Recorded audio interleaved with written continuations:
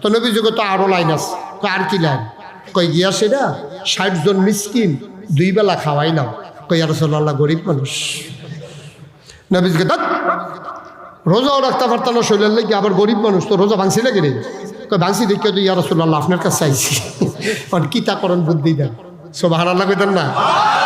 আরে মায়ার নবী রে, নবীর তো কলজা কাঁদতে আছে, কিতাকরণ এর ভিতরে এক বেড়ায় টুকরিতে কইরা খাড়ি, আপনাদের এদিকে কি কয়, ওই যে বাঁশবেত দিয়ে বানাইছে টুকরিতে কইরা বাতাত কইরা এক টুকরি খাজুর লইয়া একবার আইছে নবীর দরবার।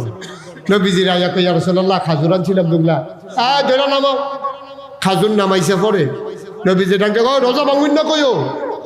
কই ইয়া রাসূলুল্লাহ আমি তো হেন, কই তুমি যেহেতু রোজাও থাকতে পারতা না, মিসকিনও খাওয়াইতে পারতা না, এই খেজুরগুলা মদিনার রাস্তায় ঘুরে যারা গরিব আছে তাদেরকে তোমার রোজার পক্ষ থেকে দান করে দাও। সুবহানাল্লাহ কথা না? তাইলে এটা ওই রোজার কাফারা হইয়া যায় বুগা, যে উড়ে না ধুম ধরে বইয়া রয়েছে খাজুরের ফটলা লইয়া। নবীজি কই কেউ যাও না? কই ইয়া রাসূলুল্লাহ ওই যে কইছিলেন খাজুরটি দিয়ে তা কারে দিতা? কই যারা গরিব। কই আমার তো কম গরিব না বেশি গরিব? যারা দেন তারা কি আমার তো কম গরিব চাইয়া দিতাম না বেশি গরিব চাইয়া দিতাম? কারণ তো তোমার তো গরিব না হইলে দিবে কি তুমি, তোমার তো গরিবে দো। কই ইয়া রাসূলুল্লাহ মানুষের তো খবর লন, মদিনাতে আমার চাইতে গরিব আর কেউ নাই। সুবহানাল্লাহ কথা না?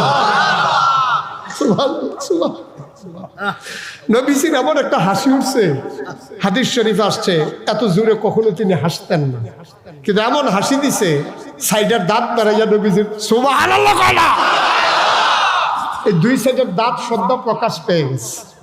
নবীজি কয় কি তা কইতে, যাও এই খাজুরটি লইয়া বাইত গিয়া আইতেন লইয়া খাও গিয়া যাও। সুবহানাল্লাহ কইতেন না?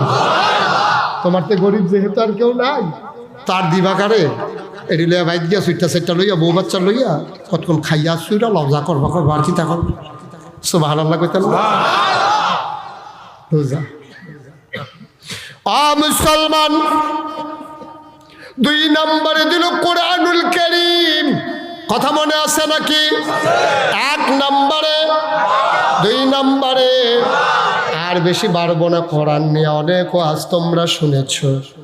3 নম্বরে মহামূল্যবান যাকে দিয়েছেন তিনি নবী মুহাম্মদুর রাসূলুল্লাহ সাল্লাল্লাহু আলাইহি ওয়াসাল্লাম। কেমন নবী আল্লাহ দিছে রে, তুমি নবী চিনো না।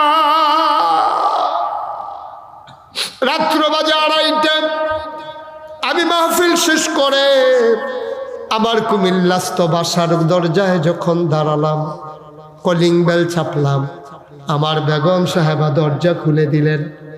আমি ঘরে ঢুইকা দেখি ঘুম আসতে চায় না।